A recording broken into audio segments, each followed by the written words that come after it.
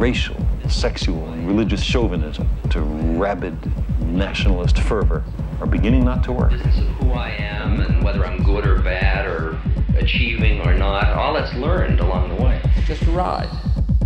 And we can change it anytime we want. It's only a choice. No effort, no work, no job, no savings of money. I realized that I had the game wrong. That the game was to find out what I already was.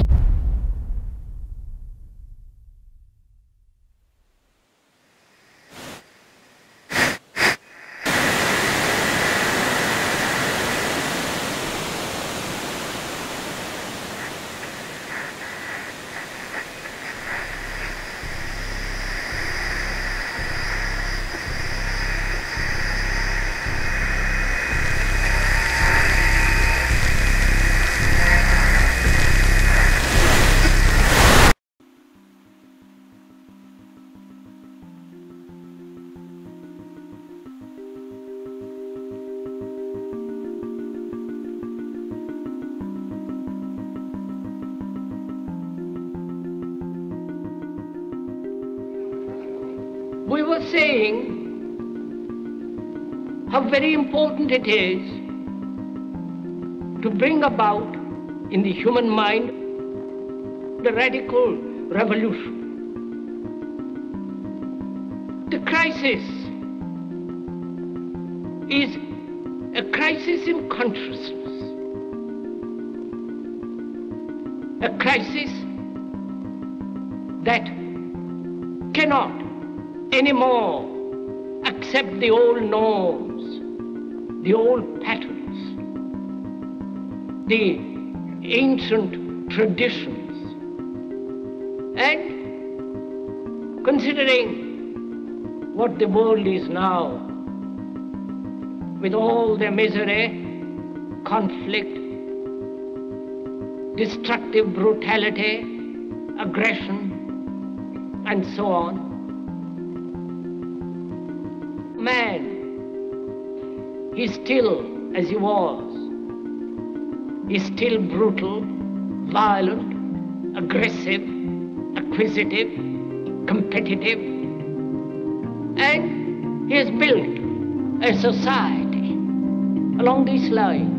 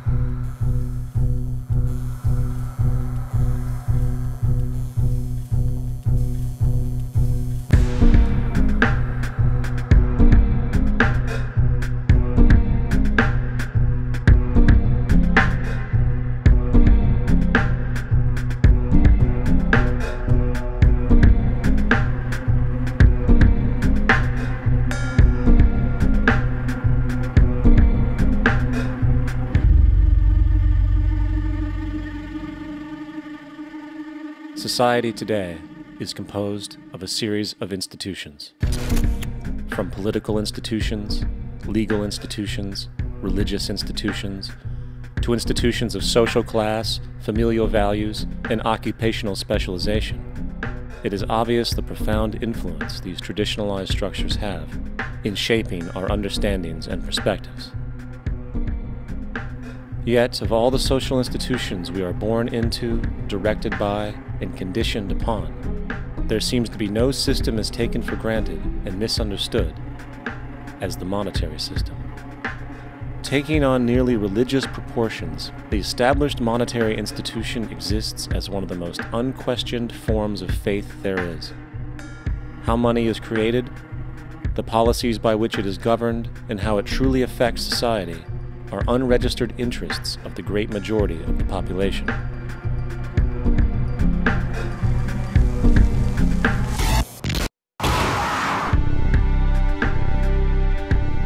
In a world where 1% of the population owns 40% of the planet's wealth, In a world where 34,000 children die every single day from poverty and preventable diseases, and where 50% of the world's population lives on less than $2 a day, one thing is clear: something is very wrong. And whether we are aware of it or not, the lifeblood of all of our established institutions, and thus society itself, is money. Therefore, understanding this institution of monetary policy is critical to understanding why our lives are the way they are. Unfortunately, economics is often viewed with confusion and boredom. Endless streams of financial jargon, coupled with intimidating mathematics, quickly deters people from attempts at understanding it. However, the fact is, the complexity associated with the financial system is a mere mask, designed to conceal one of the most socially paralyzing structures humanity has ever endured.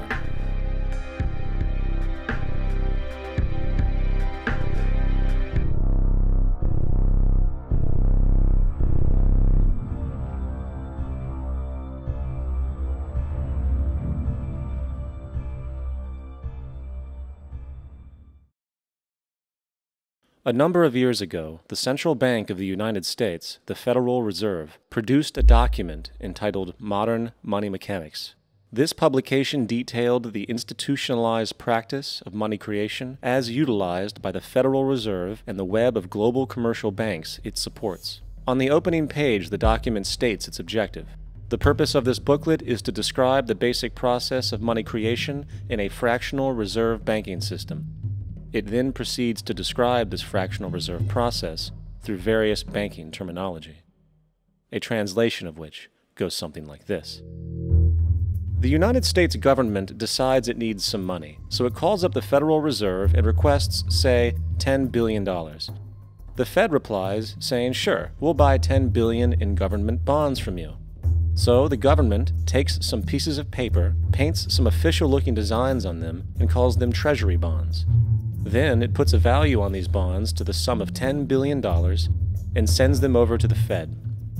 In turn, the people at the Fed draw up a bunch of impressive pieces of paper themselves, only this time calling them Federal Reserve notes, also designating a value of $10 billion to the set. The Fed then takes these notes and trades them for the bonds. Once this exchange is complete, the government then takes the $10 billion in Federal Reserve notes and deposits it into a bank account. And upon this deposit, the paper notes officially become legal tender money, adding $10 billion to the U.S. money supply. And there it is. $10 billion in new money has been created. Of course, this example is a generalization, for, in reality, this transaction would occur electronically, with no paper used at all. In fact, only 3% of the U.S. money supply exists in physical currency. The other 97% essentially exists in computers alone. Now, government bonds are, by design, instruments of debt, and when the Fed purchases these bonds, with money it essentially created out of thin air, the government is actually promising to pay back that money to the Fed. In other words, the money was created out of debt. This mind-numbing paradox of how money or value can be created out of debt or a liability will become more clear as we further this exercise. So, the exchange has been made and now $10 billion sits in a commercial bank account. Here's where it gets really interesting. For as based on the fractional reserve practice, that $10 billion deposit instantly becomes part of the bank's reserves, just as all deposits do. And regarding reserve requirements, as stated in modern money mechanics, a bank must maintain legally required reserves equal to a prescribed percentage of its deposits. It then quantifies this by stating, under current regulations, the reserve requirement against most transaction accounts is 10%. This means that with a $10 billion deposit, 10%, or $1 billion, is held as the required reserve, while the other $9 billion is considered an excessive reserve and can be used as the basis for new loans. Now, it is logical to assume that this $9 billion is literally coming out of the existing $10 billion deposit. However, this is actually not the case. What really happens is that the $9 billion is simply created out of thin air on top of the existing $10 billion deposit. This is how the money supply is expanded. As stated in modern money mechanics, of course they, the banks, do not really pay out loans from the money they receive as deposits. If they did this, no additional money would be created. What they do when they make loans is to accept promissory notes, loan contracts, in exchange for credits, money, to the borrower's transaction accounts. In other words, the $9 billion can be created out of nothing simply because there is a demand for such a loan and that there is a $10 billion deposit to satisfy the reserve requirements. Now, let's assume that somebody walks into this bank and borrows the newly available $9 billion. They will then most likely take that money and deposit it into their own bank account. The process then repeats, for that deposit becomes part of the bank's reserves. 10% is isolated, and in turn 90% of the $9 billion, or $8.1 billion, is now available as newly created money for more loans. And of course, that 8.1 can be loaned out and redeposited, creating an additional 7.2 billion, to 6.5 billion, to 5.9 billion, etc. This deposit money creation loan cycle can technically go on to infinity. The average mathematical result is that about $90 billion can be created on top of the original $10 billion. In other words, for every deposit that ever occurs in the banking system, about 9 times that amount can be created out of thin air. Money jitters.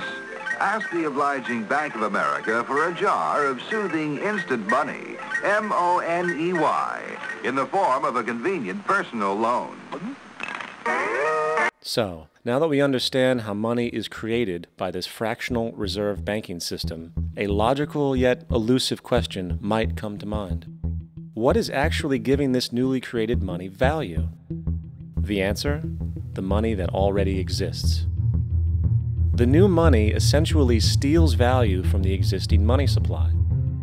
For the total pool of money is being increased irrespective to demand for goods and services.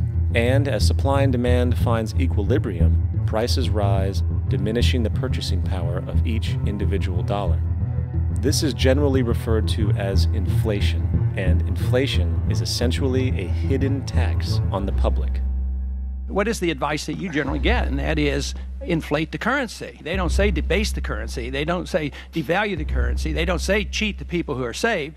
They say lower the interest rates. The real deception is when we distort the value of money. When we create money out of thin air, we have no savings, and yet there's so-called capital.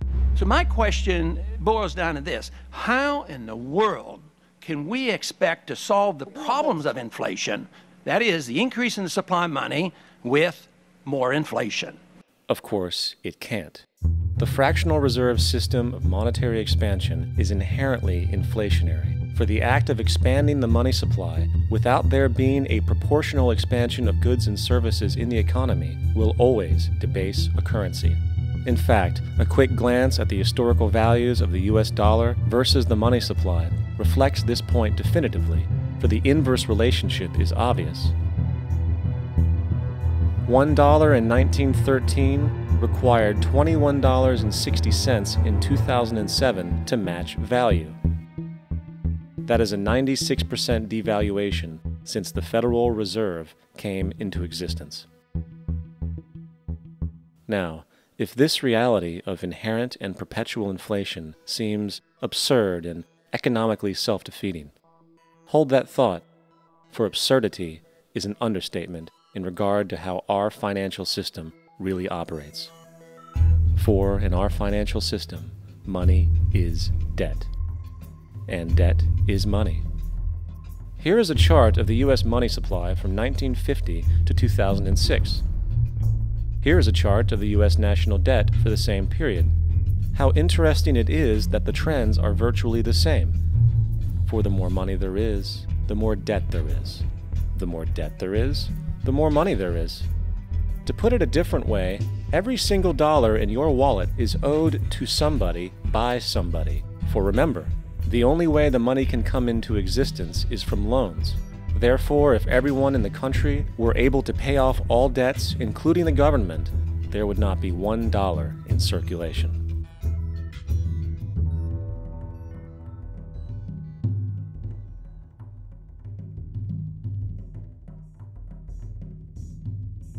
In fact, the last time in American history the national debt was completely paid off was in 1835 after President Andrew Jackson shut down the central bank that preceded the Federal Reserve.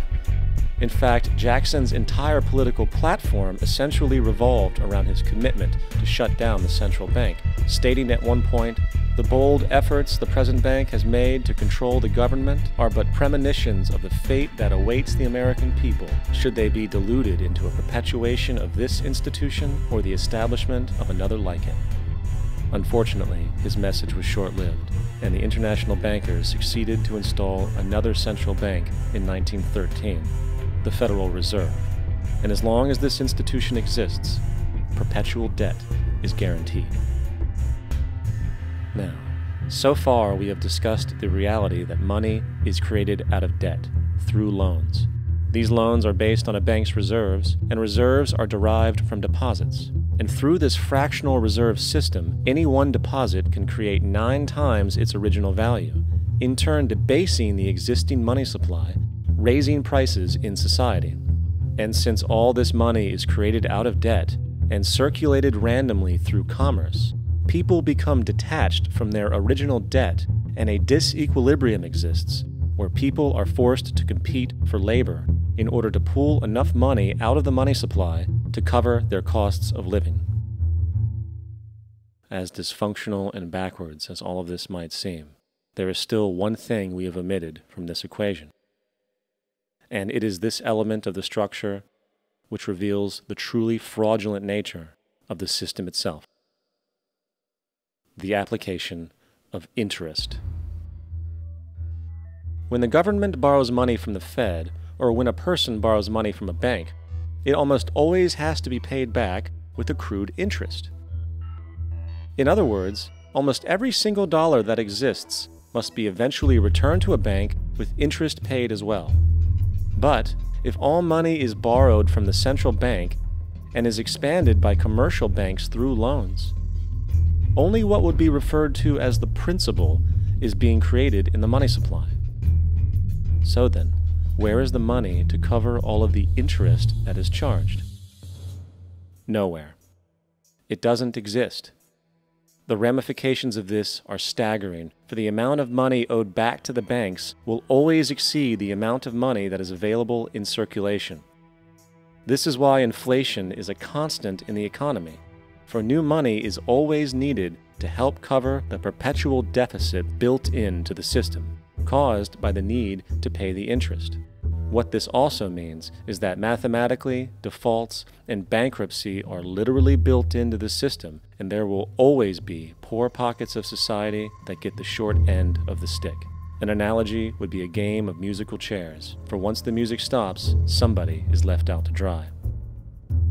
And that's the point. It invariably transfers true wealth from the individual to the banks. For if you are unable to pay for your mortgage, they will take your property. This is particularly enraging when you realize that not only is such a default inevitable due to the fractional reserve practice, but also because of the fact that the money that the bank loaned to you didn't even legally exist in the first place. In 1969, there was a Minnesota court case involving a man named Jerome Daley, who was challenging the foreclosure of his home by the bank which provided the loan to purchase it. His argument was that the mortgage contract required both parties, being he and the bank, each put up a legitimate form of property for the exchange. In legal language, this is called consideration.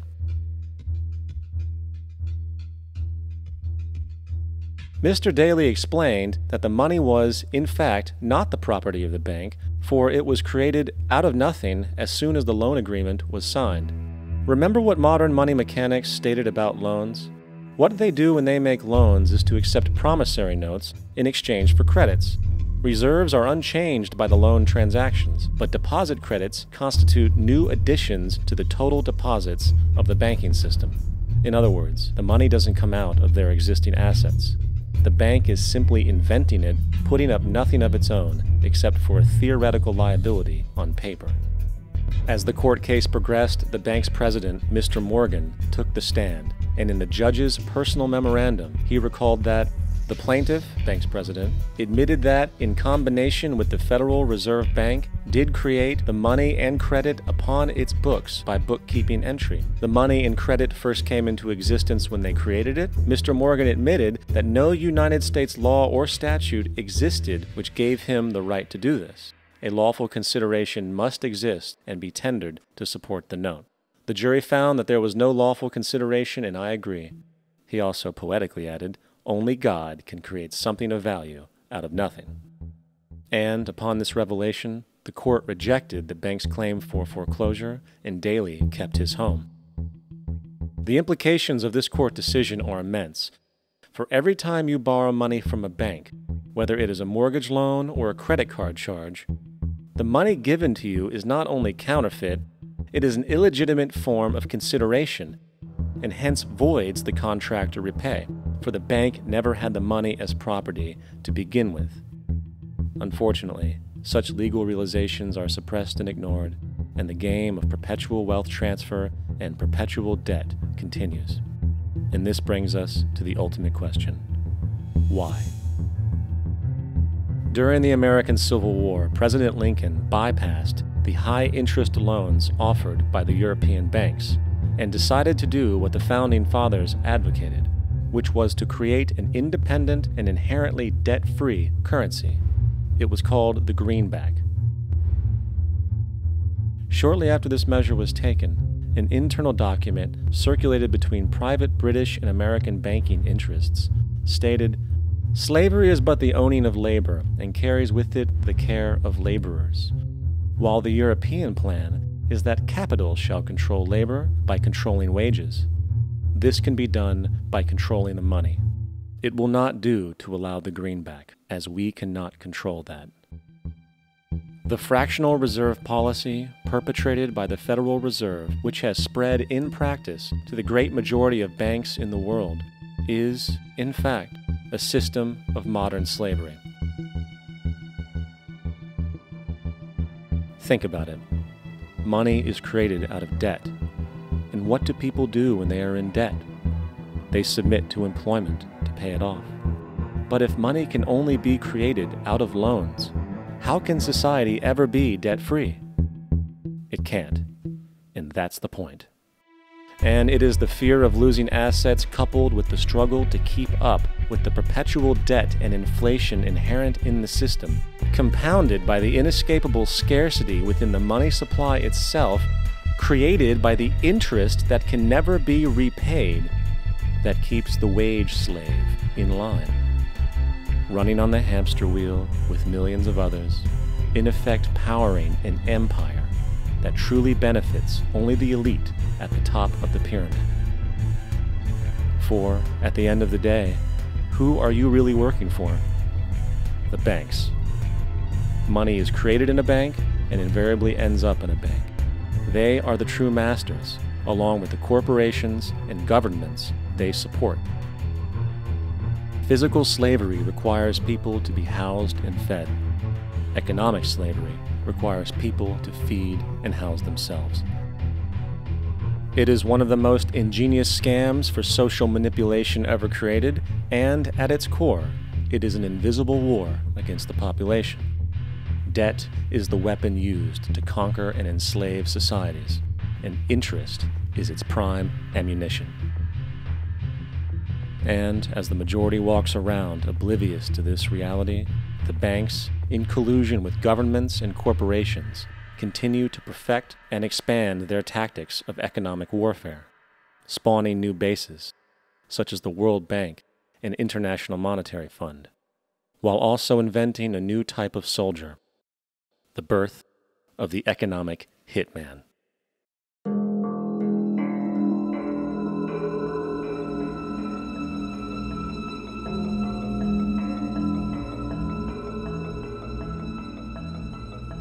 We economic hitmen really have been the ones responsible for creating this first truly global empire.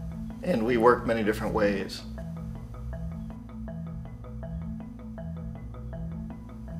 But perhaps the most common is that we will identify a country that has resources our corporations covet, like oil, and then arrange a huge loan to that country from the World Bank or one of its sister organizations.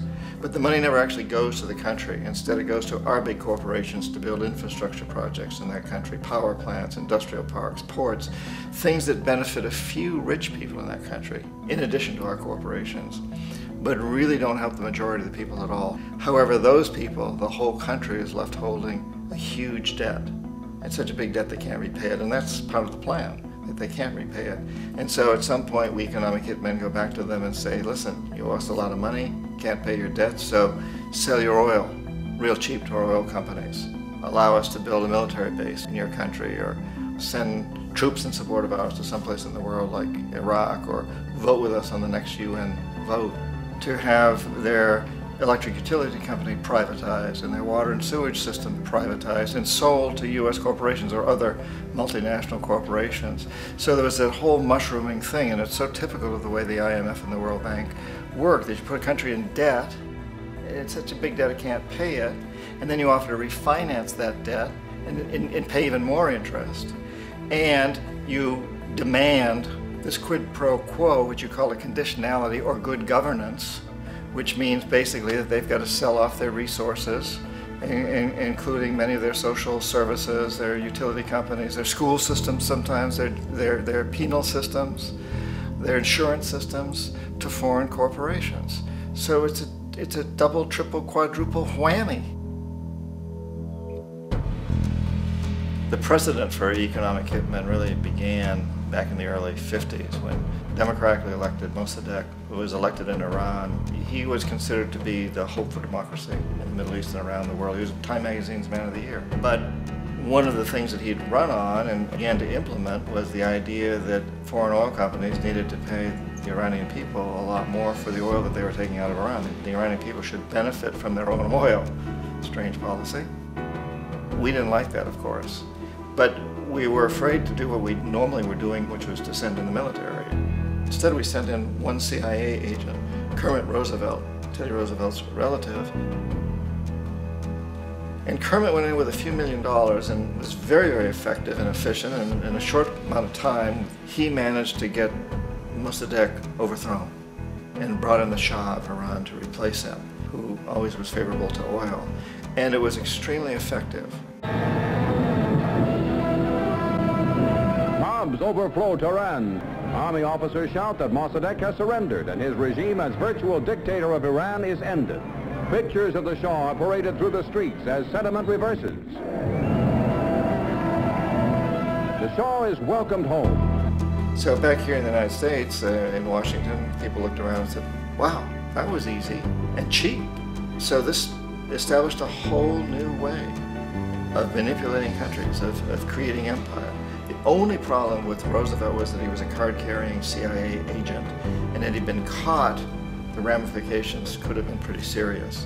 So very quickly at that point, the decision was made to use private consultants to channel the money through the World Bank or the IMF or one of the other such agencies, to bring in people like me who worked for private companies, so that if we got caught, there would be no governmental ramifications.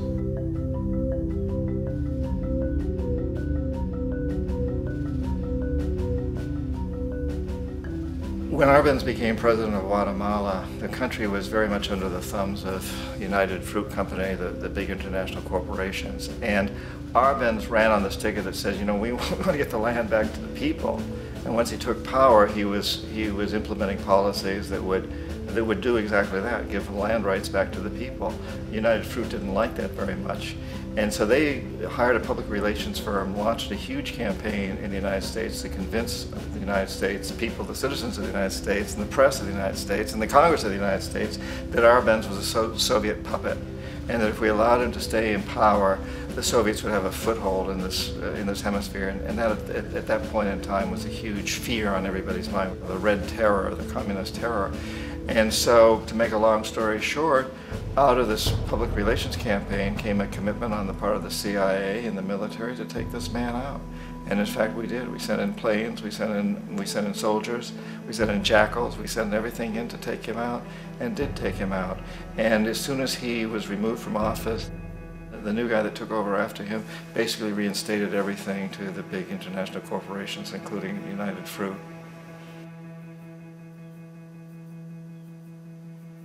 Ecuador for many, many years had been ruled by pro-US dictators, often relatively brutal. Then it was decided that they were going to have a truly democratic election. Jaime Roldos ran for office, and his main goal, he said, as president would be to make sure that Ecuador's resources were used to help the people. And he won, overwhelming, by more votes than anybody had ever won anything in Ecuador. And he began to implement these policies to make sure that the profits from oil went to help the people. Well, we didn't like that in the United States. I was sent down as one of several economic hitmen to change Roldos, to corrupt him, to bring him around, to let him know, okay, you can get very rich, you and your family, if you play our game, but if you continue to try to keep these policies you've promised, you're going to go.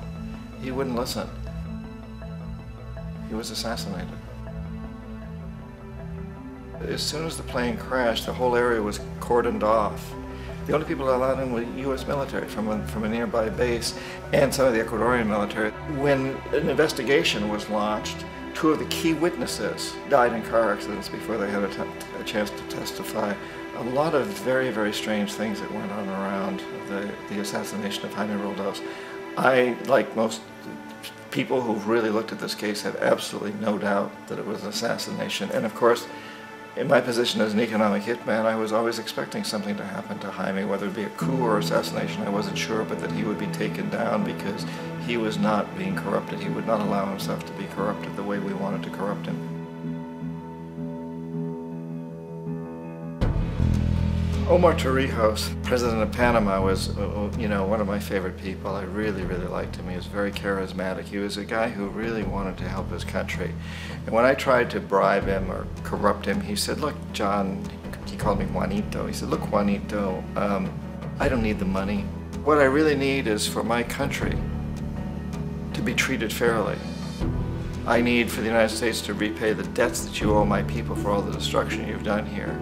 I need to be in a position where I can help other Latin American countries win their independence and be free of this terrible presence from the north that you people are exploiting us so badly.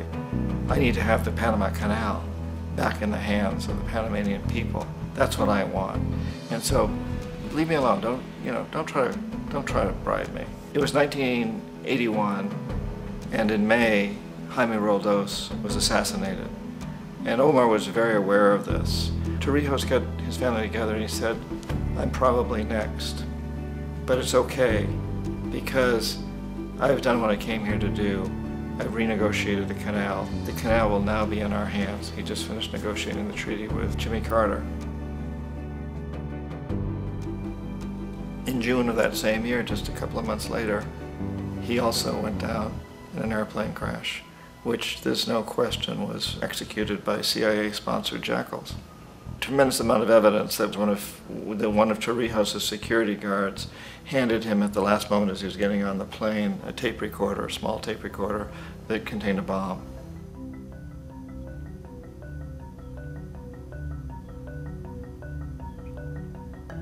It is interesting to me how this system has continued pretty much the same way for years and years and years, except the economic hitmen have got better and better and better. Then we come up with, very recently, what happened in Venezuela.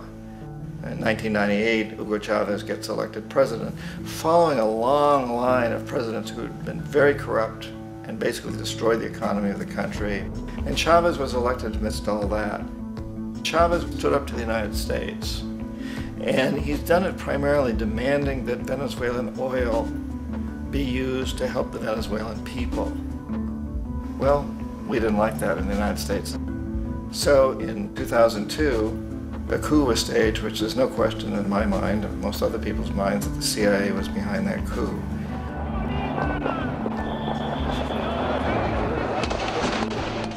The way that that coup was fomented was very reflective of what Kermit Roosevelt had done in Iran, of paying people to go out into the streets, to riot, to protest, to say this Chavez is very unpopular.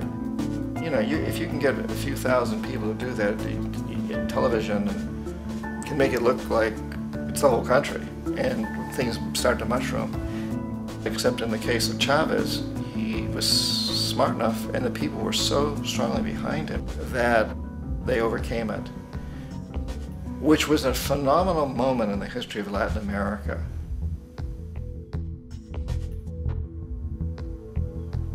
Iraq actually is a perfect example of the way the whole system works. So we economic hitmen are the first line of defense. We go in and we try to corrupt governments and get them to accept these huge loans, which we then use as leverage to basically own them. If we fail, as I failed in Panama with Omar Torrijos and in Ecuador with Jaime Roldos, men who refused to be corrupted, then the second line of defense is we send in the jackals. And the jackals either overthrow governments or they assassinate. And once that happens and a new government comes in, and boy, it's going to toe the line because the new president knows what will happen if he doesn't.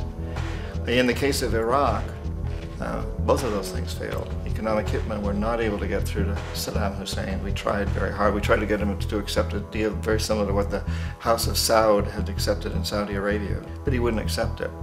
And so the jackals went in to take him out. They couldn't do it. His security was very good. After all, he had one time worked for the CIA. He'd been hired to assassinate a former president of Iraq and failed, but he knew the system. So in '91, we send in the troops and we take out the Iraqi military. So we assume at that point that Saddam Hussein is going to come around. We could have taken him out, of course, at that time, but we didn't want to. He's the kind of strong man we like. He controls his people. We thought he could control the Kurds and keep the Iranians in their border and keep pumping oil for us. And then once we took out his military, now he's going to come around. So the economic hitmen go back in the 90s without success. If they'd had success, he'd still be running the country. We'd be selling him all the fighter jets he wants and everything else he wants. But they couldn't, they didn't have success. The jackals couldn't take him out again, so we sent the military in once again, and this time we did the complete job and took him out, and in the process created for ourselves some very, very lucrative construction deals. We had to reconstruct a country that we'd essentially destroyed, which is a pretty good deal if you own construction companies, big ones. So, you know, Iraq shows the three stages. The economic hitmen failed there, the jackals failed there, and as a final measure, the military goes in. And in that way, we've really created an empire, but we've done it very, very subtly.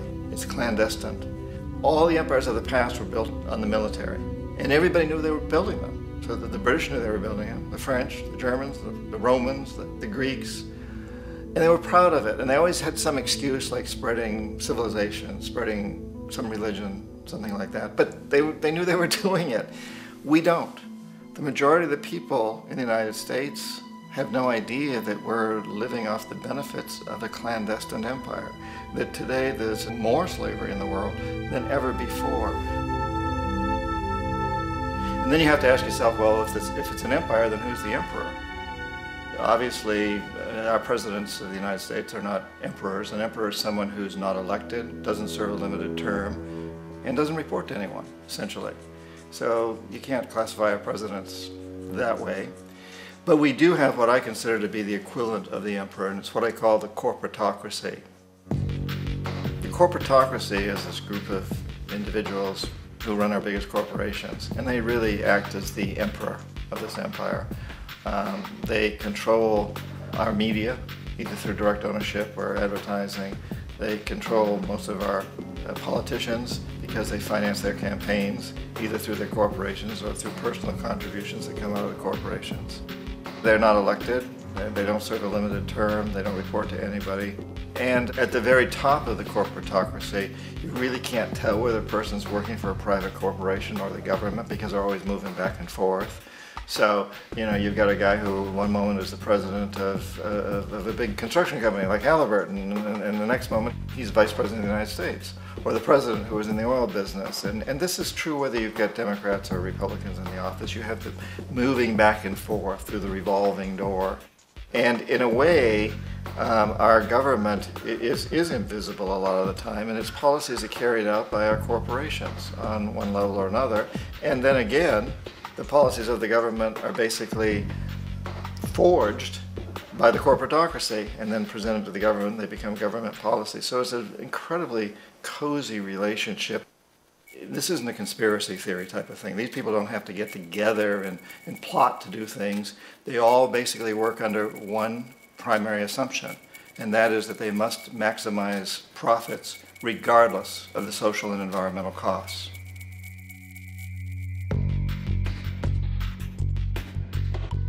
This process of manipulation by the corporatocracy through the use of debt, bribery, and political overthrow is called globalization. Just as the Federal Reserve keeps the American public in a position of indentured servitude through perpetual debt, inflation, and interest, the World Bank and IMF serve this role on a global scale. The basic scam is simple. Put a country in debt either by its own indiscretion or through corrupting the leader of that country, then impose conditionalities or structural adjustment policies, often consisting of the following. Currency devaluation. When the value of a currency drops, so does everything valued in it.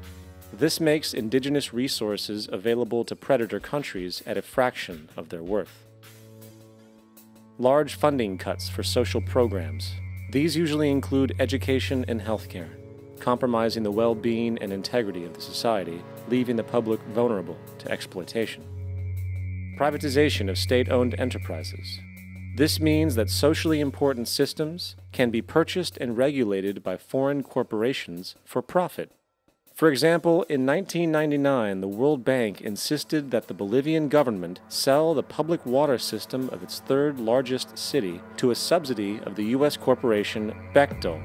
As soon as this occurred, water bills for the already impoverished local residents skyrocketed. It wasn't until after a full-blown revolt by the people that the Bechtel contract was nullified. Then there is trade liberalization, or the opening up of the economy through removing any restrictions on foreign trade. This allows for a number of abusive economic manifestations, such as transnational corporations bringing in their own mass-produced products, undercutting the indigenous production and ruining local economies. An example is Jamaica, which, after accepting loans and conditionalities from the World Bank, lost its largest cash crop markets due to competition with Western imports. Today, countless farmers are out of work, for they are unable to compete with the large corporations. Another variation is the creation of numerous, seemingly unnoticed, unregulated, inhumane sweatshop factories, which take advantage of the imposed economic hardship. Additionally, due to production deregulation, environmental destruction is perpetual, as a country's resources are often exploited by the indifferent corporations while outputting large amounts of deliberate pollution. The largest environmental lawsuit in the history of the world today is being brought on behalf of 30,000 Ecuadorian Amazonian people against Texaco, which is now owned by Chevron. So today it's against Chevron, but for activities conducted by Texaco. Estimated to be more than 18 times what the Exxon Valdez dumped into the coast of Alaska. In the case of Ecuador, it wasn't an accident. The oil companies did it intentionally. They knew they were doing it to save money out there rather than arranging for proper disposal. Furthermore, a cursory glance at the performance record of the World Bank reveals that the institution, which publicly claims to help poor countries develop and alleviate poverty, has done nothing but increase poverty and the wealth gap, while corporate profits soar. In 1960, the income gap between the fifth of the world's people in the richest countries versus the fifth in the poorest countries was 30 to 1. By 1998, it was 74 to 1. While global GNP rose 40% between 1970 and 1985, those in poverty actually increased by 17%. While from 1985 to 2000, those living on less than $1 a day increased by 18%. Even the Joint Economic Committee of the U.S. Congress admitted that there is a mere 40% success rate of all World Bank projects. In the late 1960s, the World Bank intervened in Ecuador with large loans. During the next 30 years, poverty grew from 50% to 70%. Under or unemployment grew from 15 to 70%. Public debt increased from 240 million to 16 billion, while the share of resources allocated to the poor went from 20% to 6%. In fact, by the year 2000, 50% of Ecuador's national budget had to be allocated for paying its debts. It is important to understand the World Bank is, in fact, a U.S. bank, supporting U.S. interests, for the United States holds veto power over decisions, as it is the largest provider of capital. And where did it get this money? You guessed it, it made it out of thin air through the fractional reserve banking system. Of the world's top 100 economies, as based on annual GDP, 51 are corporations, and 47 of that 51 are US-based. Walmart, General Motors, and Exxon are more economically powerful than Saudi Arabia, Poland, Norway, South Africa, Finland, Indonesia, and many others. And as protective trade barriers are broken down, currencies tossed together and manipulated in floating markets, and state economies overturned in favor of open competition and global capitalism, the empire expands. You get up on your little 21-inch screen and howl about America and democracy. There is no America. There is no democracy. There is only IBM and ITT and AT&T and DuPont, Dow, Union Carbide, and Exxon. Those are the nations of the world today. What do you think the Russians talk about in their councils of state? Karl Marx? They get out their linear programming charts, statistical decision theories, minimax solutions, and compute the price-cost probabilities of their transactions and investments, just like we do. We no longer live in a world of nations and ideologies, Mr. Beale. The world is a college of corporations, inexorably determined by the immutable bylaws of business. The world is a business, Mr. Beale.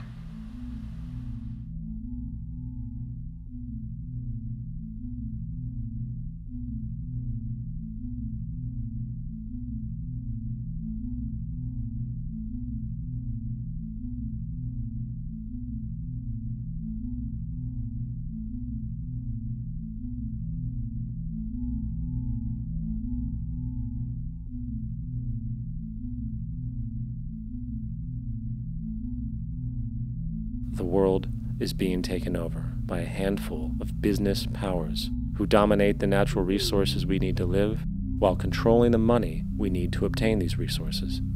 The end result will be world monopoly, based not on human life, but financial and corporate power. And as the inequality grows, naturally more and more people are becoming desperate. So the establishment was forced to come up with a new way to deal with anyone who challenges the system. So they gave birth to the terrorist. The term terrorist is an empty distinction, designed for any person or group who chooses to challenge the establishment. This isn't to be confused with the fictional Al-Qaeda, which was actually the name of a computer database for the US-supported Mujahideen in the 1980s.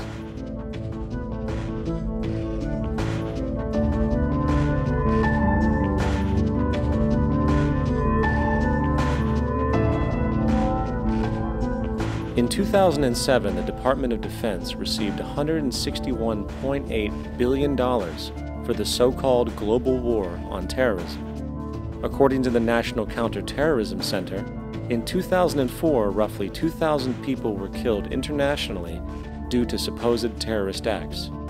Of that number, 70 were American. Using this number as a general average, which is extremely generous, it is interesting to note that twice as many people die from peanut allergies a year than from terrorist acts. Concurrently, the leading cause of death in America is coronary heart disease, killing roughly 450,000 each year. And in 2007, the government's allocation of funds for research on this issue was about $3 billion. This means that the US government in 2007 spent 54 times the amount for preventing terrorism than it spent for preventing a disease which kills 6,600 times more people annually than terrorism does. Yet, as the name terrorism and Al-Qaeda are arbitrarily stamped on every news report relating to any action taken against U.S. interests, the myth grows wider. In mid-2008, the U.S. Attorney General actually proposed that the U.S. Congress officially declare war against the fantasy. Not to mention, as of July 2008, there are now over 1 million people currently on the U.S. terrorist watch list. These so-called counterterrorism measures, of course, have nothing to do with social protection, and everything to do with preserving the establishment amongst the growing anti-American sentiment both domestically and internationally, which is legitimately founded on the greed-based corporate empire expansion that is exploiting the world. The true terrorists of our world do not meet at the docks at midnight or scream Allah Akbar before some violent action. The true terrorists of our world wear $5,000 suits and work in the highest positions of finance, government, and business. So, what do? How do we stop a system of greed and corruption that has so much power and momentum? How do we stop this aberrant group behavior which feels no compassion for, say, the millions slaughtered in Iraq and Afghanistan, so the corporatocracy can control energy resources and opium production for Wall Street profit?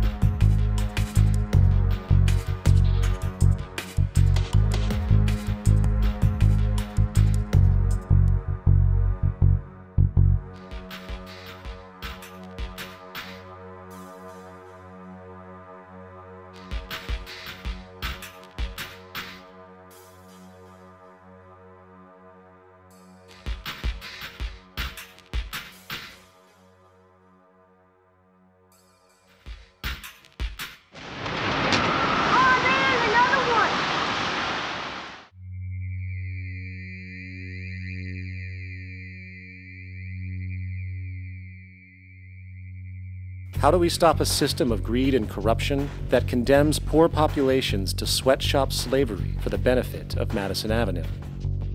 Or that engineers false flag terror attacks for the sake of manipulation? Or that generates built-in modes of social operation which are inherently exploitative? Or that systematically reduces civil liberties and violates human rights in order to protect itself from its own shortcomings? How do we deal with the numerous covert institutions, such as the Council on Foreign Relations, the Trilateral Commission, and the Bilderberg Group, and other undemocratically elected groups which, behind closed doors, collude to control the political, financial, social, and environmental elements of our lives? In order to find the answer, we must first find the true underlying cause. For the fact is, the selfish, corrupt, power, and profit-based groups are not the true source of the problem. They are symptoms.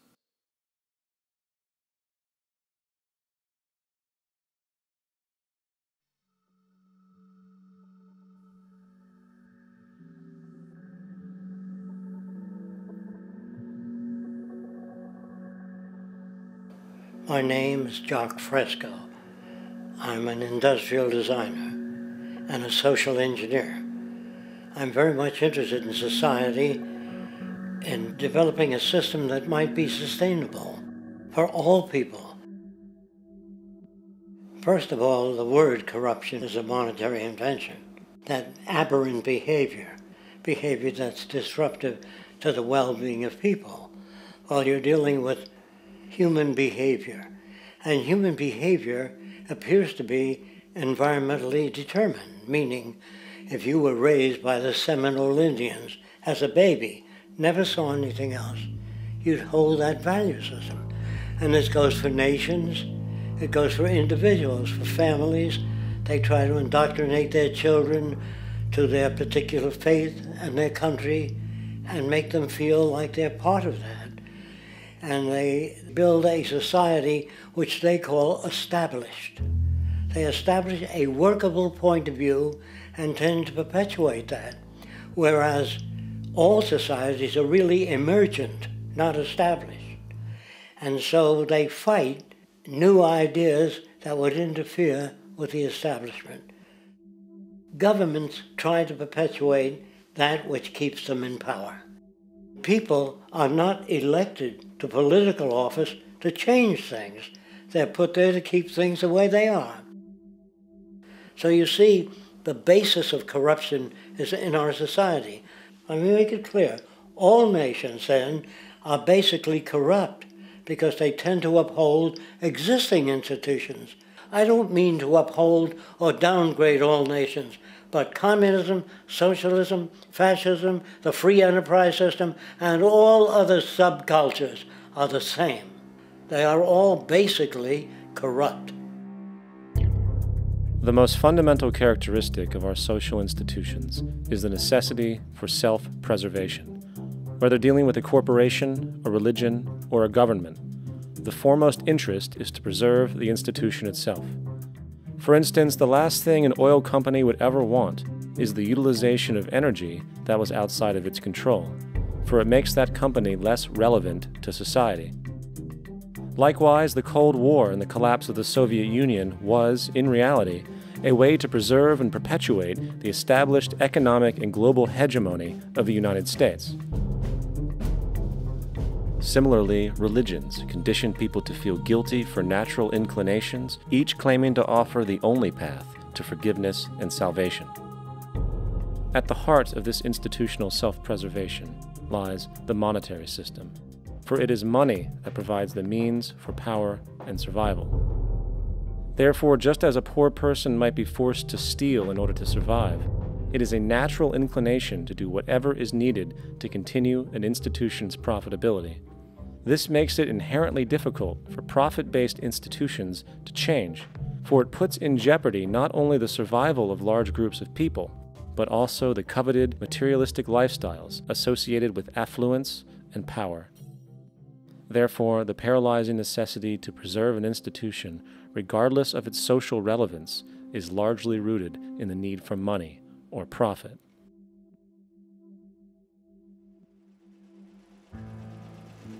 What's in it for me is the way people think. And so if a man makes money selling a certain product, naturally he's going to fight the existence of another product that may threaten his institution.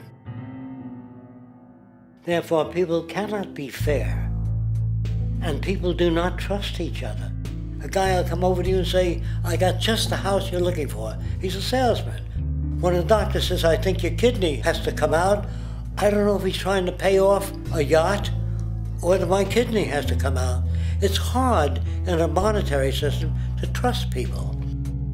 If you came into my store and I said, this lamp that I've got is pretty good, but the lamp next door is much better, I wouldn't be in business very long. It wouldn't work. If I were ethical, it wouldn't work. So when you say industry cares for people, that's not true. They can't afford to be ethical. So your system is not designed to serve the well-being of people. If you still don't understand that, there would be no outsourcing of jobs if they cared about people. Industry does not care. They only hire people because it hasn't been automated yet. So don't talk about decency and ethics. We cannot afford it and remain in business. It is important to point out that regardless of the social system, whether fascist, socialist, capitalist, or communist, the underlying mechanism is still money, labor, and competition. Communist China is no less capitalistic than the United States. The only difference is the degree by which the state intervenes in enterprise. The reality is that monetaryism, so to speak, is the true mechanism that guides the interests of all the countries on the planet. The most aggressive and hence dominant variation of this monetarism is the free enterprise system. The fundamental perspective, as put forth by early free market economists like Adam Smith, is that self-interest in competition leads to social prosperity, as the act of competition creates incentive, which motivates people to persevere. However, what isn't talked about is how a competition-based economy invariably leads to strategic corruption, power and wealth consolidation, social stratification, technological paralysis, labor abuse, and, ultimately, a covert form of government dictatorship by the rich elite. The word corruption is often defined as moral perversion. If a company dumps toxic waste into the ocean to save money, most people recognize this as corrupt behavior. On a more subtle level, when Walmart moves into a small town and forces small businesses to shut down for they are unable to compete, a gray area emerges. For what exactly is Walmart doing wrong? Why should they care about mom-and-pop organizations they destroy? Yet, even more subtly, when a person gets fired from their job because a new machine has been created which can do the work for less money, people tend to just accept that as the way it is, not seeing the inherent, corrupt inhumanity of such an action. Because the fact is, whether it is dumping toxic waste, having a monopoly enterprise, or downsizing the workforce, the motive is the same: profit. They are all different degrees of the same self-preserving mechanism, which always puts the well-being of people second to monetary gain. Therefore, corruption is not some byproduct of monetarism. It is the very foundation. And while most people acknowledge this tendency on one level or another, the majority remains naive as to the broad ramifications of having such a selfish mechanism as the guiding mentality in society. Internal documents show that after this company positively, absolutely knew that they had a medication that was infected with the AIDS virus, they took the product off the market in the U.S. and then they dumped it in France, Europe, Asia, and Latin America. The U.S. government allowed it to happen. The FDA allowed this to happen. And now the government is completely looking the other way. Thousands of innocent hemophiliacs have died from the AIDS virus. This company knew absolutely that it was infected with AIDS. They dumped it because they wanted to turn this disaster into a profit. So you see, you have built-in corruption. We're all chiseling off each other, and you can't expect decency in that sort of thing.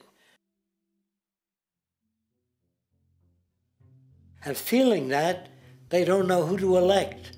They think in terms of a democracy, which is not possible in a monetary-based economy. If you have more money to advertise your position, the position you desire in government, that isn't a democracy. It serves those in positions of differential advantage. So it's always a dictatorship of the elitists, the financially wealthy.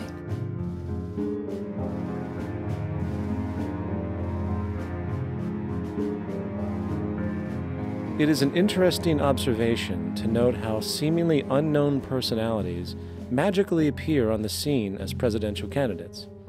Then, before you know it, somehow you are left to choose from a small group of extremely wealthy people who suspiciously have the same broad social view. Obviously, it's a joke. The people placed on the ballot are done so because they have been pre-decided to be acceptable by the established financial powers who actually run the show. Yet, many who understand this illusion of democracy often think, if only we could just get our honest, ethical politicians in power, then we would be okay. Well, while this idea, of course, seems reasonable in our established-oriented worldview, it is, unfortunately, another fallacy. For when it really comes down to what is actually important, the institution of politics, and thus politicians themselves, have absolutely no true relevance as to what makes our world and society function. It's not politicians that can solve problems. They have no technical capabilities. They don't know how to solve problems. Even if they were sincere, they don't know how to solve problems. It's the technicians that produce the desalination plants. It's the technicians that give you electricity, that give you motor vehicles, that heat your house and cool it in the summertime. It's technology that solves problems, not politics. Politics cannot solve problems because they're not trained to do so. Very few people today stop and consider what it is that actually improves their lives. Is it money? Obviously not. One cannot eat money or stuff money into their car to get it to run. Is it politics? All politicians can do is create laws, establish budgets, and declare war. Is it religion? Of course not. Religion creates nothing except intangible emotional solace for those who require it. The true gift that we as human beings have, which has been solely responsible for everything that has improved our lives, is technology. What is technology? Technology is a pencil, which allows one to solidify ideas on paper for communication. Technology is an automobile, which allows one to travel faster than feet would allow. Technology is a pair of eyeglasses, which enables sight for those who need it. Applied technology itself is merely an extension of human attributes, which reduces human effort, freeing humans from a particular chore or problem.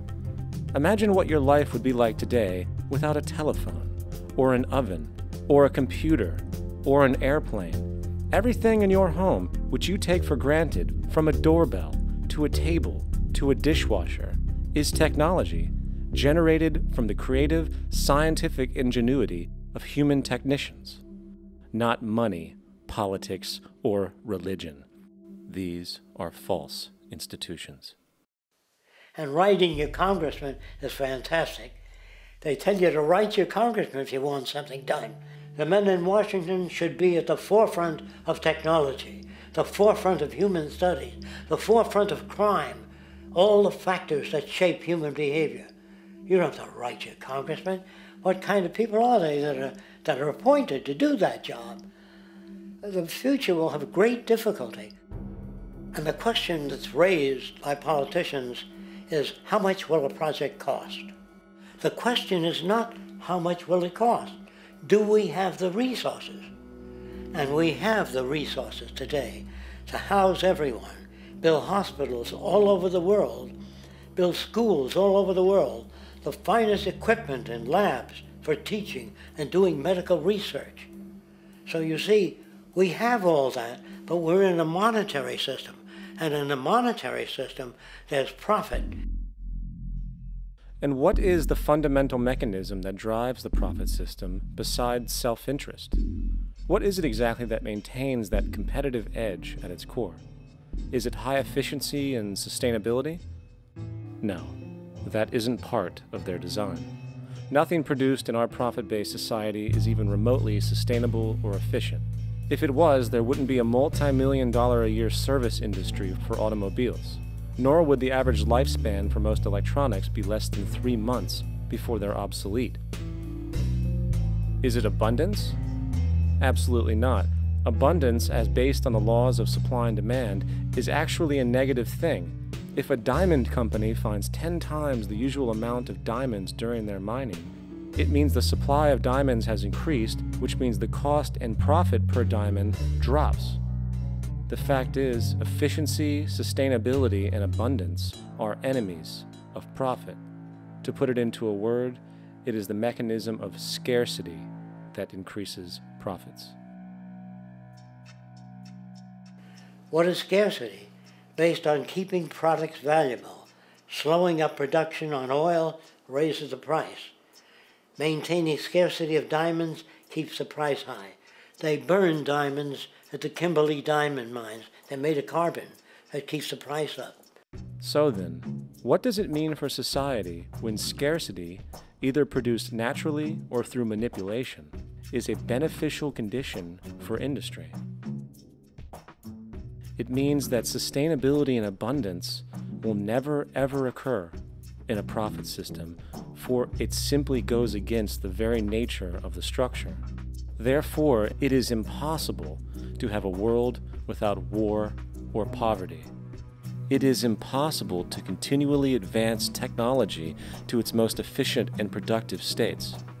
And, most dramatically, it is impossible to expect human beings to behave in truly ethical or decent ways.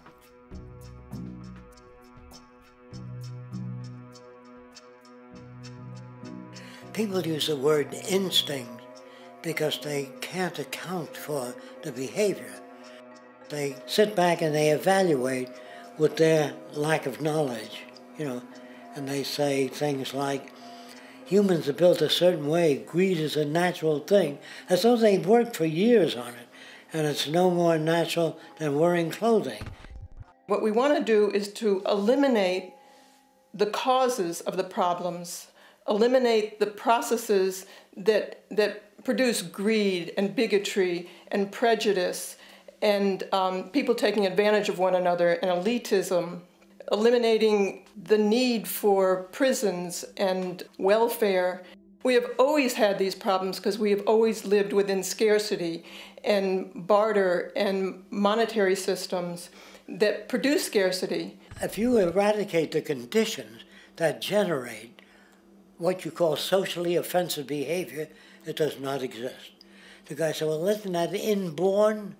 No, it's not. There is no human nature. There's human behavior, and that's always been changed throughout history. You're not born with bigotry and greed and corruption and hatred. You pick that up within the society. War, poverty, corruption, hunger, misery, human suffering will not change in a monetary system. That is, there'll be very little significant change. It's going to take the redesign of our culture, our values, and it has to be related to the carrying capacity of the earth, not some human opinion or some politician's notions of the way the world ought to be, or some religious notions of the conduct of human affairs. And that's what the Venus Project is about. The society that we're about to talk about is a society that is free of all the old superstitions, incarceration, prisons, police, cruelty, and law. All laws will disappear, and the professions will disappear that are no longer valid, such as stockbrokers, bankers, advertising, gone forever, because it's no longer relevant. When we understand that it is technology devised by human ingenuity which frees humanity and increases our quality of life, we then realize that the most important focus we can have is on the intelligent management of the Earth's resources. For it is from these natural resources we gain the materials to continue our path of prosperity. Understanding this, we then see that money fundamentally exists as a barrier to these resources, for virtually everything has a financial cost. And why do we need money to obtain these resources? Because of real or assumed scarcity. We don't usually pay for air and tap water because it is in such high abundance, selling it would be pointless. So then, logically speaking, if resources and technologies applicable to creating everything in our societies, such as houses, cities, and transportation, were in high enough abundance, there would be no reason to sell anything. Likewise, if automation and machinery was so technologically advanced as to relieve human beings of labor, there would be no reason to have a job. And with these social aspects taken care of, there would be no reason to have money at all. So the ultimate question remains: do we on Earth have enough resources and technological understanding to create a society of such abundance that everything we have now could be available without a price tag and without the need for submission through employment? Yes, we do. We have the resources and technology to enable this at a minimum, along with the ability to raise the standard of living so high that people in the future will look back at our civilization now and gawk at how primitive and immature our society was. What the Venus Project proposes is an entirely different system that's updated to present-day knowledge. We've never given scientists the problem of how do you design a society which would eliminate boring and monotonous jobs, that would eliminate accidents in transportation, that would enable people to have a high standard of living, that would eliminate poisons in our food, that would give us other sources of energy that are clean and efficient. We can do that out there.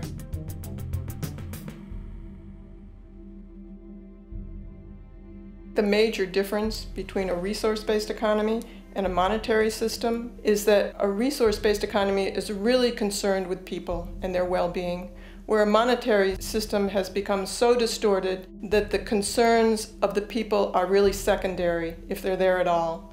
The products that are turned out are for how much money you can get. If there is a problem in society and you can't earn money from solving that problem, then it won't be done. The resource-based economy is really not close to anything that's been tried. And with all our technology today, we can create abundance. It could be used to improve everyone's lifestyle. Abundance all over the world if we use our technology wisely and maintain the environment. It's a very different system, and it's very hard to talk about because the public is not that well enough informed as to the state of technology.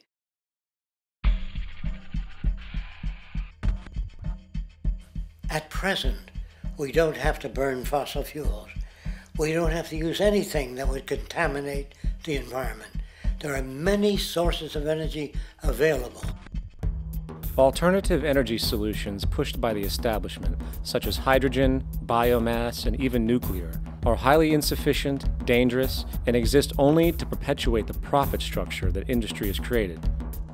When we look beyond the propaganda and self-serving solutions put forth by the energy companies, we find a seemingly endless stream of clean, abundant, and renewable energy for generating power. Solar and wind energy are well known to the public, but the true potential of these mediums remains unexpressed. Solar energy, derived from the sun, has such abundance that 1 hour of light at high noon contains more energy than what the entire world consumes in a year.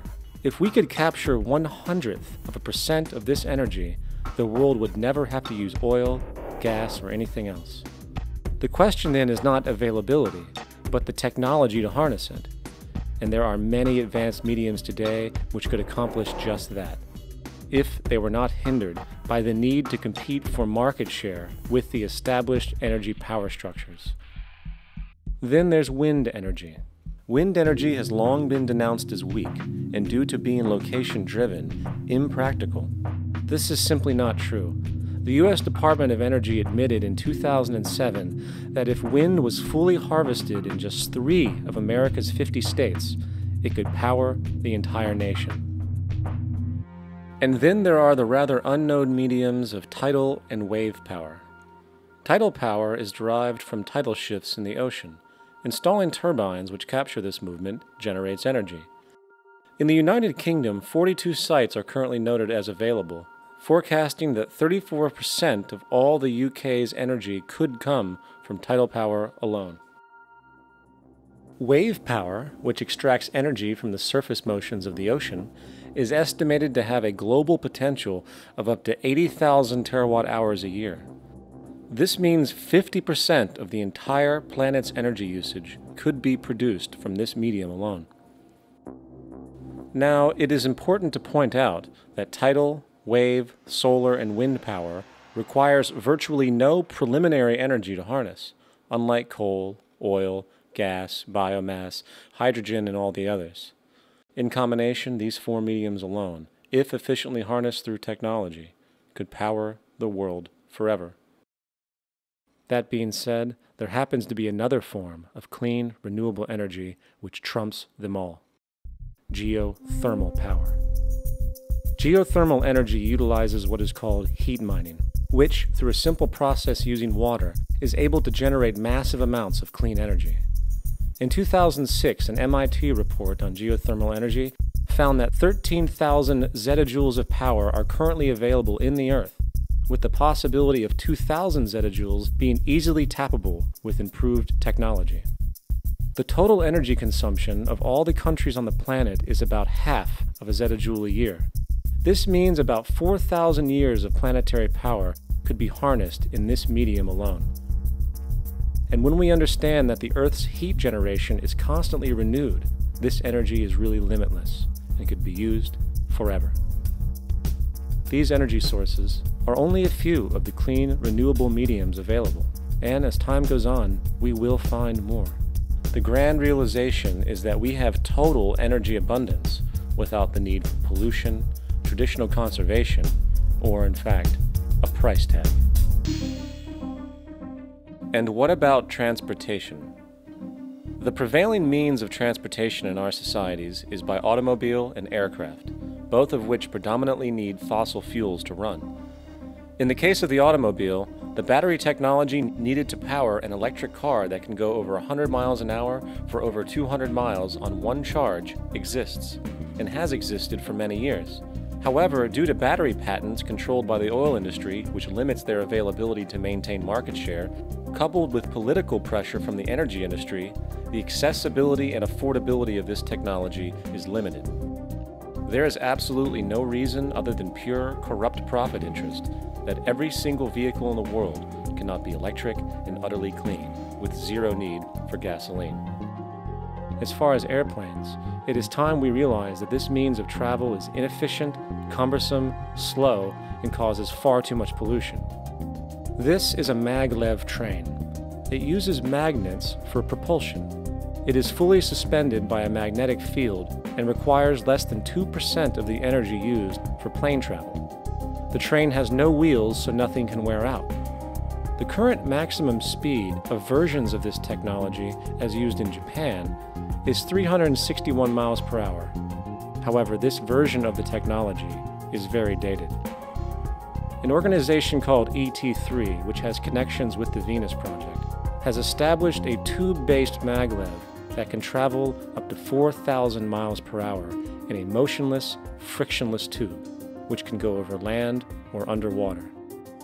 Imagine going from LA to New York for an extended lunch break, or from Washington, D.C. to Beijing, China in 2 hours.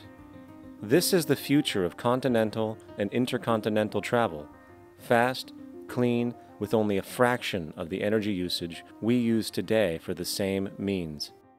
In fact, between maglev technology, advanced battery storage, and geothermal energy, there would be no reason to ever burn fossil fuels again. And we can do this now if we were not held back by the paralyzing profit structure. Now, America is inclined toward fascism. It has a propensity by its dominant philosophy and religion to uphold the fascist point of view. American industry is essentially a fascist institution. If you don't understand that, the minute you punch that time clock, you walk into a dictatorship. We're given notions about the respectability of work, and I really look at it as being paid slavery. They're brought up to believe that you shall earn your living by the sweat of your brow. That holds people back, freeing people from drudgery, repetitive jobs which make them ignorant. You rob them. In our society, that is a resource-based economy, machines free people. You see, we can't imagine that because we've never known that kind of world. If we look back at history, we see a very clear pattern of machine automation slowly replacing human labor. From the disappearance of the elevator man to the near full automation of an automobile production plant, the fact is, as technology grows, the need for humans in the workforce will continually be diminished. This creates a serious clash, which proves the falseness of the monetary-based labor system. For human employment is in direct competition with technological development. Therefore, given the fundamental priority of profit by industry, people through time will be continually laid off and replaced by machine. When industry takes on the machine, instead of shortening the workday, they downsize. You lose your job, so you have a right to fear machines. In a high-technology, resource-based economy, it is conservative to say that about 90% of all current occupations could be phased out by machines, freeing humans to live their life without servitude, for this is the point of technology itself. And through time, with nanotechnology and other highly advanced forms of science, it is not far-fetched to see how even complex medical procedures could be performed by machines as well, and based on the pattern, with much higher success rates than humans get today. The path is clear, but our monetary-based structure, which requires labor for income, blocks this progress, for humans need jobs in order to survive. The bottom line is that this system must go, or we will never be free, and technology will be constantly paralyzed. We have machines that clean out sewers. It frees a human being from doing that.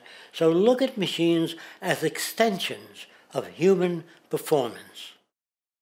Furthermore, many occupations today will have simply no basis to exist in a resource-based economy, such as anything associated with the management of money, advertising, along with the legal system itself. For without money, a great majority of the crimes that are committed today would never occur. Virtually all forms of crime are a consequence of the monetary system, either directly or by neuroses inflicted through financial deprivation.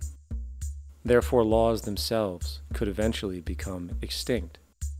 Instead of putting up a sign, drive carefully, slippery when wet, put abrasive in the highway so it's not slippery when wet.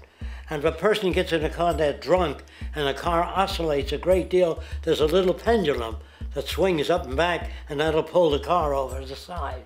Not a law solution.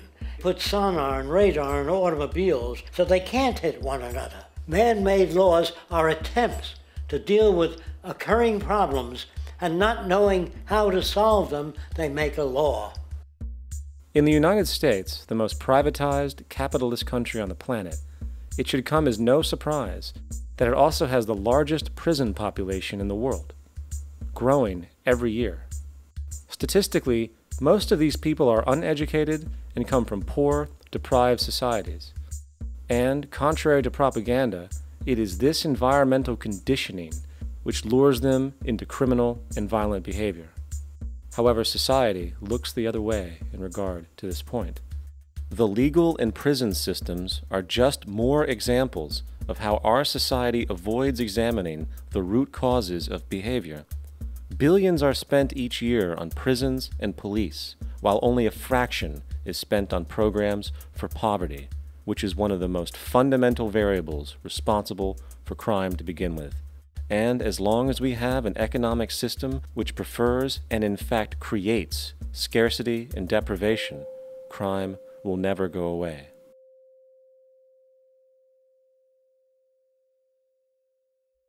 If people have access to the necessities of life without servitude, debt, barter, trade, they behave very differently. You want all these things available without a price tag. Now then, you gotta have a price tag. Well, what'll motivate people? Man gets everything he wants, he just lay around in the sun. This is the myth they perpetuate. People in our culture are trained to believe that the monetary system produces incentive. If they have access to things, why should they want to do anything? They will lose their incentive. That's what you're taught to support the monetary system. When you take money out of the scenario, there would be different incentives, very different incentives. When people have access to the necessities of life, their incentives change. What about the moon and the stars? New incentives arise. If you make a painting that you enjoy, you will enjoy giving it to other people, not selling it.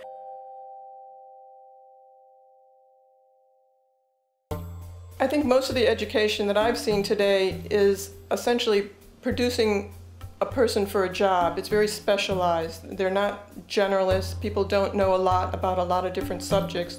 I don't think you could get people to go to war if if they knew a lot about a lot of things. I think education is mostly rote, and they're not taught how to solve problems. They're not given the tools emotionally or within their own field of how to do critical thinking. A resource-based economy, the education would be very different. Our society's major concern is mental development and to motivate each person to their highest potential. Because our philosophy is the smarter people are, the richer the world, because everybody becomes a contributor. The smarter your kids are, the better my life will be, because they'll be contributing more constructively to the environment and to my life, because everything that we devise within a resource-based economy would be applied to society. There would be nothing to hold it back. Patriotism, weapons, armies, navies, all that is a sign that we're not civilized yet. Kids will ask their parents, didn't you see the necessity of the machines? Dad, couldn't you see that war was inevitable when you produce scarcity? Isn't it obvious? Of course the kid will understand that you were pinheads, raised merely to serve the established institutions. We're such an abominable, sick society that we won't make the history book. They just say that large nations took land from smaller nations, used force and violence. You'll get history talked about as corrupt behavior all the way along until the beginning of the civilized world. That's when all the nations work together. World unification, working toward common good for all human beings, and without anyone being subservient to anyone else. Without social stratification, whether it be technical elitism or any other kind of elitism, eradicated from the face of the earth. The state does nothing because there is no state. Because there is no state. The system I advocate, a resource-based global economy, is not perfect. It's just a lot better than what we have. We can never achieve perfection.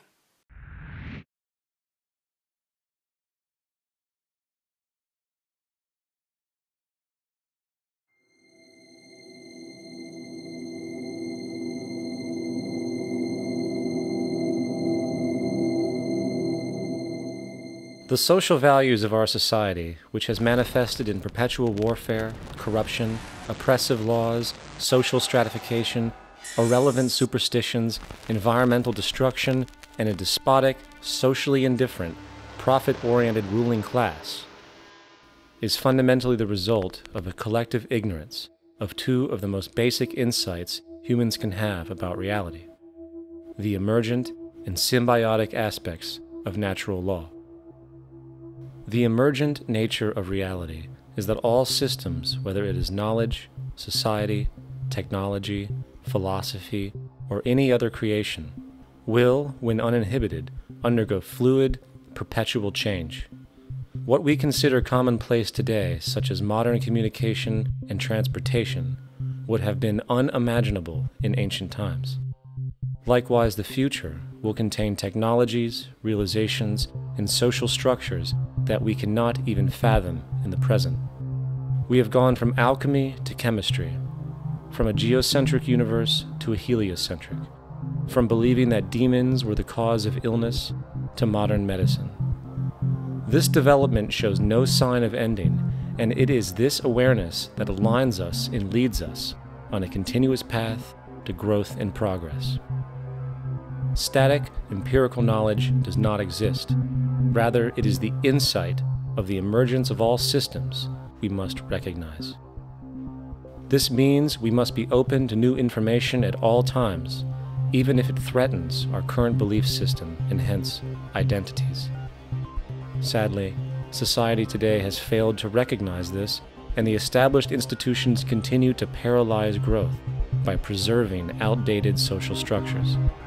Simultaneously, the population suffers from a fear of change, for their conditioning assumes a static identity, and challenging one's belief system usually results in insult and apprehension, for being wrong is erroneously associated with failure. when, in fact, to be proven wrong should be celebrated, for it is elevating someone to a new level of understanding, furthering awareness. The fact is, there is no such thing as a smart human being, for it is merely a matter of time before their ideas are updated, changed, or eradicated. And this tendency to blindly hold on to a belief system, sheltering it from new, possibly transforming information, is nothing less than a form of intellectual materialism. The monetary system perpetuates this materialism not only by its self-preserving structures, but also through the countless number of people who have been conditioned into blindly and thoughtlessly upholding these structures, therefore becoming self-appointed guardians of the status quo. Sheep, which no longer need a sheepdog to control them, for they control each other by ostracizing those who step out of the norm. This tendency to resist change and uphold existing institutions for the sake of identity, comfort, power, and profit is completely unsustainable and will only produce further imbalance, fragmentation, distortion, and invariably, destruction. It's time to change. From hunters and gatherers to the agricultural revolution to the industrial revolution, the pattern is clear. It is time for a new social system which reflects the understandings we have today. The monetary system is a product of a period of time where scarcity was a reality. Now, with the age of technology, it is no longer relevant to society. Gone with the aberrant behavior it manifests. Likewise, dominant worldviews, such as theistic religion, operate with the same social irrelevancy. Islam, Christianity, Judaism, Hinduism, and all of the others exist as barriers to personal and social growth, for each group perpetuates a closed worldview, and this finite understanding that they acknowledge is simply not possible in an emergent universe. Yet, religion has succeeded in shutting down the awareness of this emergence by instilling the psychological distortion of faith upon its followers, where logic and new information is rejected in favor of traditionalized, outdated beliefs. The concept of God is really a method of accounting for the nature of things. In the early days, people didn't know enough about how things formed, how nature worked, so they invented their own little stories. And they made God in their own image. A guy that gets angry. When people don't behave right, he creates floods and earthquakes. They say it's an act of God. A cursory glance at the suppressed history of religion reveals that even the foundational myths themselves are emergent culminations, developed through influence over time. For example, a cardinal doctrine of the Christian faith is the death and resurrection of Christ. This notion is so important that the Bible itself states, "And if Christ be not risen, then is our preaching vain, and your faith is also vain." Yet it is very difficult to take this account literally, for not only is there no primary source denoting this supernatural event in secular history, awareness of the enormous number of pre-Christian saviors who also died and were resurrected immediately puts the story in mythological territory by association. Early church figures such as Tertullian went to great lengths to break these associations, even claiming that the devil caused the similarities to occur, stating in the 2nd century, "The devil, whose business is to pervert the truth, mimics the exact circumstance of the divine sacraments. He baptizes his believers and promises forgiveness of sins. He celebrates the oblation of bread and brings in the symbol of the resurrection.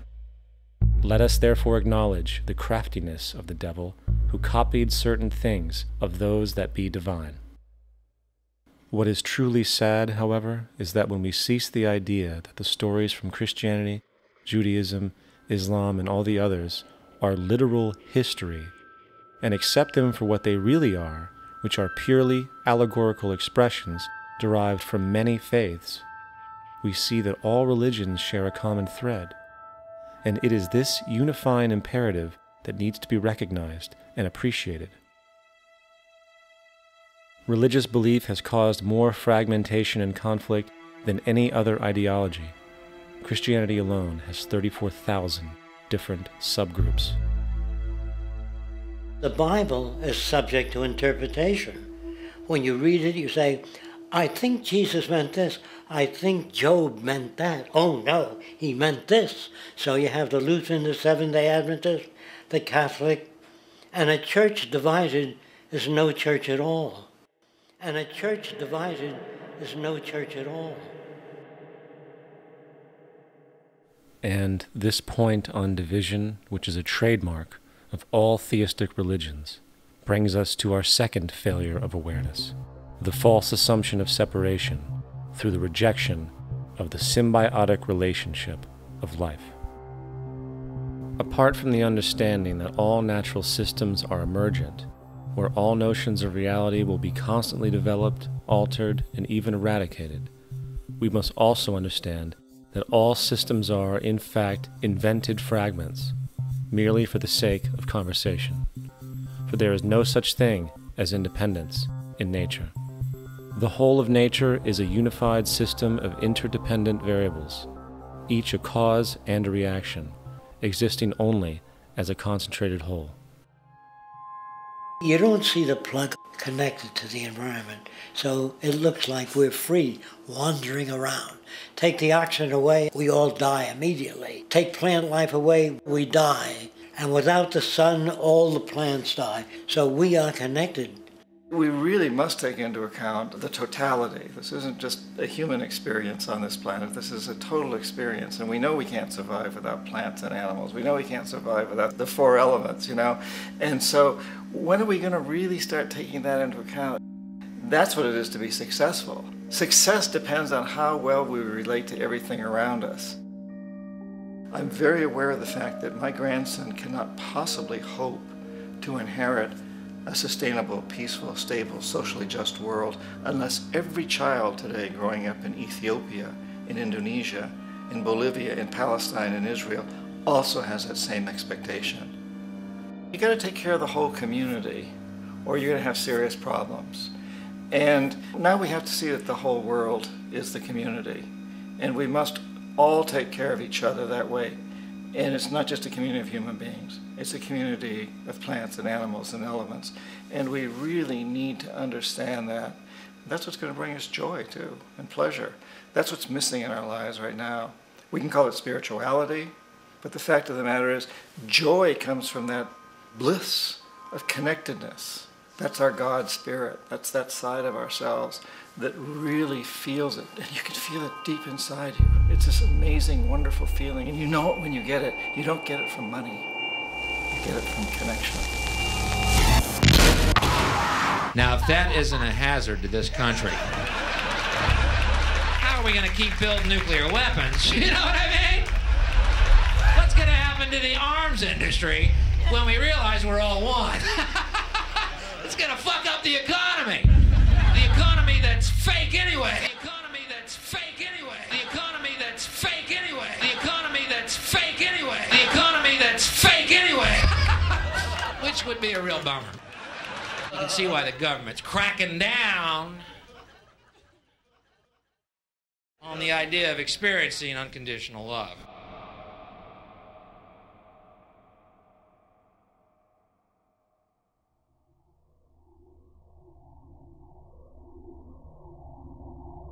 Once we understand that the integrity of our personal existences are completely dependent on the integrity of everything else in our world, we have truly understood the meaning of unconditional love. For love is extensionality, and seeing everything as you and you as everything can have no conditionalities. For, in fact, we are all everything at once. If it's true that we're all from the center of a star, every atom in each of us from the center of a star, then we're all the same thing. Even a Coke machine or a cigarette butt in the street in Buffalo is made out of atoms that came from a star. They've all been recycled thousands of times, as have you and I. And therefore, it's only me out there. So what is there to be afraid of? What is there that needs solace seeking? Nothing. There's nothing to be afraid of because it's all us. The trouble is we have been separated by being born and given a name and an identity and being individuated. We've been separated from the oneness, and that's what religion exploits, that people have this yearning to be part of the overall one again. So they exploit that. They call it God. They say he has rules. And I think it's cruel. I think you can do it absent religion.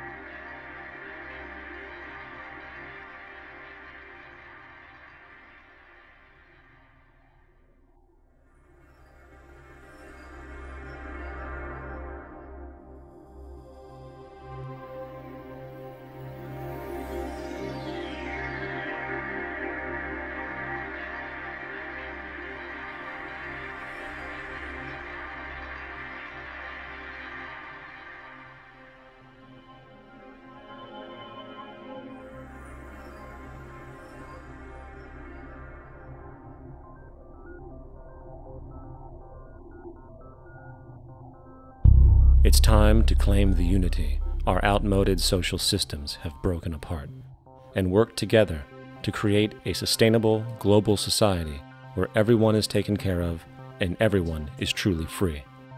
Your personal beliefs, whatever they may be, are meaningless when it comes to the necessities of life. Every human being is born naked, needing warmth, food, water, shelter. Everything else is auxiliary. Therefore, the most important issue at hand is the intelligent management of the Earth's resources. This can never be accomplished in a monetary system, for the pursuit of profit is the pursuit of self-interest, and therefore imbalance is inherent. Simultaneously, politicians are useless, for our true problems in life are technical, not political. Furthermore, ideologies that separate humanity, such as religion, need strong reflection in the community in regard to its value, purpose, and social relevancy. Hopefully, through time, religion will lose its materialism and basis in superstition and move into the useful field of philosophy. The fact is, society today is backwards, with politicians constantly talking about protection and security rather than creation, unity, and progress. The U.S. alone now spends about $500 billion annually on defense. That is enough to send every high school senior in America to a four-year college. In the 1940s, the Manhattan Project produced the first true weapon of mass destruction. This program employed 130,000 people at an extreme financial cost. Imagine what our life would be like today if that group of scientists, instead of working on a way of killing people, worked on a way to create a self-sustaining, abundant world. Life today would be very, very different if that was their goal. Instead of weapons of mass destruction, it is time to unleash something much more powerful. Weapons of mass creation. Our true divinity is in our ability to create, and armed with the understanding of the symbiotic connections of life, while being guided by the emergent nature of reality, there is nothing we cannot do or accomplish. Of course, we face strong barriers in the form of established power structures that refuse to change. At the heart of these structures is the monetary system. As explained earlier, the fractional reserve policy is a form of slavery through debt, where it is literally impossible for society to be free. In turn, free market capitalism in the form of free trade uses debt to imprison the world and manipulate countries into subservience to a handful of large business and political powers. Apart from these obvious amoralities, the system itself is based on competition, which immediately destroys the possibility of large-scale collaborations for the common good, hence paralyzing any attempt at true global sustainability. These financial and corporate structures are now obsolete, and they must be outgrown. Of course, we cannot be naive enough to think that the business and financial elite are going to subscribe to this idea, for they will lose power and control. Therefore, peaceful yet highly strategic action must be taken. The most powerful course of action is simple. We have to alter our behavior to force the power structure to the will of the people. We must stop supporting the system. The only way the establishment will change is by our refusal to participate, while continuously acknowledging its endless flaws and corruptions. They're not going to give up the monetary system because of our designs of what we recommend. The system has to fail, and people have to lose confidence in their elected leaders. That will be a major turning point if the Venus Project is offered as a possible alternative. If not, I fear the consequences.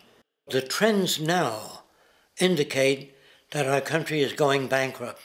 The probability is our country will move toward a military dictatorship to prevent riots and complete social breakdown. Once the U.S. breaks down, all the other cultures will undergo similar things. As of now, the world financial system is on the brink of collapse due to its own shortcomings. The Comptroller of Currency stated in 2003 that the interest on the U.S. national debt will not be affordable in less than 10 years. This theoretically means total bankruptcy for the U.S. economy, and its implications for the world are immense. In turn, the fractional reserve-based monetary system is reaching its theoretical limits of expansion, and the banking failures you are seeing are just the beginning. This is why inflation is skyrocketing, all debt is at record levels, and the government and Fed are hemorrhaging new money to bail out the corrupt system. For the only way to keep the banks going is by making more money. The only way to make more money is to create more debt and inflation. It is simply a matter of time before the tables turn, and there is no one willing to take new loans, while defaults grow, as people are unable to afford their current loans. Then the expansion of money will stop, and contraction will begin on a scale never before seen, ending a century-long pyramid scheme. This has already begun. Therefore, we need to expose this financial failure for what it is, using this weakness to our advantage. Here are some suggestions. Expose the banking fraud.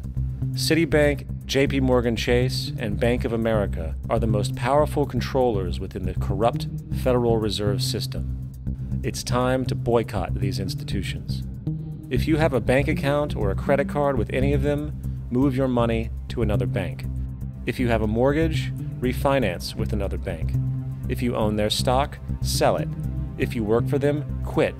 This gesture will express contempt for the true powers behind the private banking cartel known as the Federal Reserve, and create awareness about the fraud of the banking system itself. 2. Turn off the TV news. Visit the emerging independent news agencies on the internet for your information. CNN, NBC, ABC, Fox, and all the others present all news pre-filtered to maintain the status quo. With 4 corporations owning all major media outlets, objective information is impossible. This is the true beauty of the internet, and the establishment has been losing control because of this free flow of information. We must protect the internet at all times, as it is truly our savior right now. 3.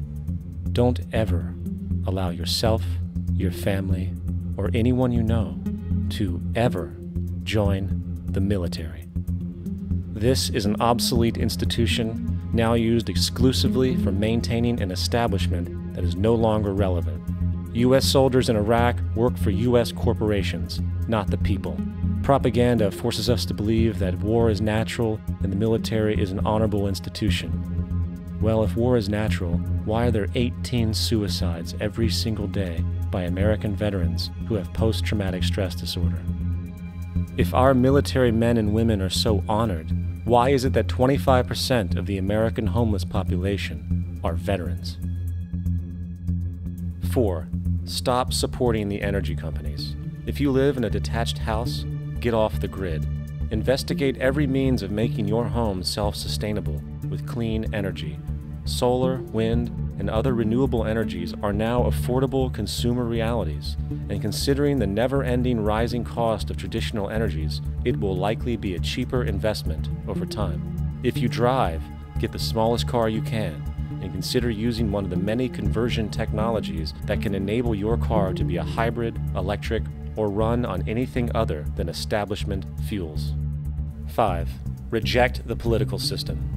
The illusion of democracy is an insult to our intelligence. In a monetary system, there is no such thing as a true democracy, and there never was. We have two political parties owned by the same set of corporate lobbyists. They are placed in their positions by the corporations, with popularity artificially projected by their media.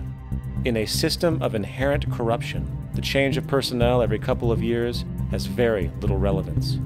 Instead of pretending that the political game has any true meaning, focus your energy on how to transcend this failed system. And 6. Join the movement. Go to the zeitgeistmovement.com and help us create the largest mass movement for social change the world has ever seen. We must mobilize and educate everyone about the inherent corruption of our current world system, along with the only true sustainable solution, declaring all the natural resources on the planet as common heritage to all people, while informing everyone as to the true state of technology and how we can all be free if the world works together rather than fights. The choice lies with you. You can continue to be a slave to the financial system and watch the continuous wars, depressions, and injustice across the globe while placating yourself with vain entertainment and materialistic garbage. Or you can focus your energy on true, meaningful, lasting, holistic change, which actually has the realistic ability to support and free all humans with no one left behind. But in the end, the most relevant change must occur first inside of you. The real revolution is the revolution of consciousness, and each one of us first needs to eliminate the divisionary, materialistic noise we have been conditioned to think is true, while discovering, amplifying, and aligning with the signal coming from our true empirical oneness. It is up to you. What we are trying in all these discussions and talks here is to see if we cannot radically bring about a transformation of the mind. Not accept things as they are, but to understand it, to go into it, to examine it, give your heart and your mind with everything that you have to find out a way of living differently.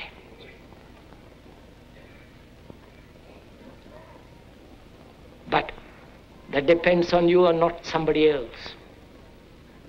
Because in this there is no teacher, no pupil, there is no leader, there is no guru, there is no master, no savior. You yourself are the teacher and the pupil, you are the master, you are the guru, you are the leader. You are everything. And to understand is to transform what is.